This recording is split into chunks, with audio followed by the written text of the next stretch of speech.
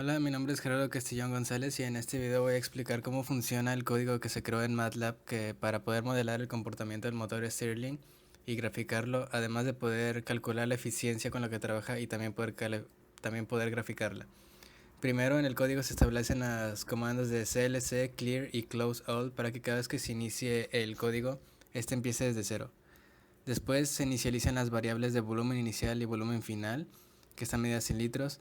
T1 y T2 representan la temperatura inicial y final respectivamente en grados Kelvin. R es la constante universal de gases ideales.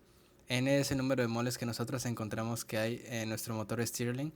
PA es la presión inicial. PB es la presión final. Y R representa una proporción entre el volumen inicial.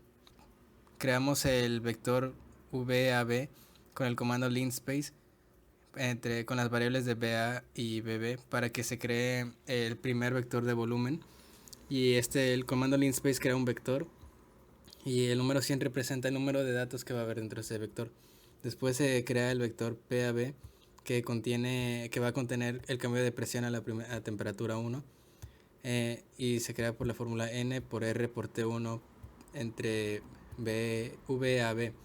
En este utiliza un punto diagonal porque como se está trabajando con vectores, se quiere dividir cada número, se quiere obtener un resultado entre cada número para poder graficarlo.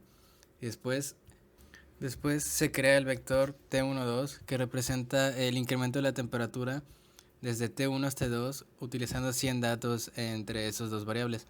Después creamos la variable PC que representa la presión máxima en la temperatura 2 y PD que representa la presión mínima en la temperatura 2. Después se crea el vector PVC para representar el incremento de la presión de T1 a T2 utilizando también el comando linspace, y luego se crea el vector BBC para crear el vector que va a almacenar el cambio de volumen, que en este caso es constante. Después se establece que BC va a ser igual a BB y BD va a ser igual a BA por el motivo de que BC y BB es en realidad el mismo volumen, nada más que la diferencia es la presión que va a haber. Después se crea la parte de expansión, el vector BCD con el comando linspace que va a almacenar el vector de volumen desde el punto C al punto D y la presión CD que representa el decremento de la presión en T2. Luego después se crea el vector T21 con el comando linspace también que va a representar el decremento de la temperatura. Después se crea el vector PDA con también el comando linspace que representa el decremento de la presión de T2 a T1. Luego después se crea el vector BDA que representa el volumen máximo constante de ya cuando el ciclo está por terminar.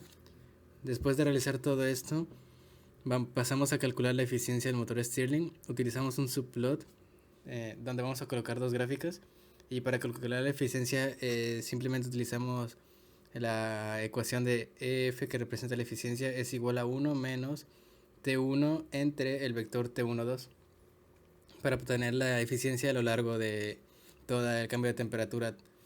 Y luego esto lo graficamos con el comando plot utilizando T12 como la variable X y EF como la variable Y. Luego después en el siguiente subplot, primero establecemos que K es igual a 0. Después abrimos un while true donde vamos a empezar a graficar todo el proceso de compresión y expansión del motor Stirling utilizando el comando comet con el cual los permite poder graficar y crear gráficas que sean animadas, que representen que se van moviendo durante todo el trayecto. Y utilizamos la primera gráfica representa la primera parte del proceso con los vectores BAB y PAB. Después establecemos los ejes. La razón de por qué los ejes tienen, por ejemplo, la primera parte es BB menos BB por 0.1 es para poder ajustarlo para que el vector no quede al borde de la gráfica que se busca representar, sino que le dé un margen de espacio para que la gráfica pueda ser representada de una manera que sea agradable a la vista. Luego utilizamos el comando hold para mantener esos cambios. Una vez que hayamos terminado el código, le damos clic en el botón de run para dejar que el código corra por su cuenta, y lo cual nos permitirá después poder apreciar las gráficas de tanto el trabajo de la gráfica de presión contra volumen del motor Stirling, al igual que la gráfica de eficiencia que podemos usar para poder analizar y entender cómo funciona nuestra máquina de Stirling en el proyecto del bloque que realizamos durante estas 5 semanas.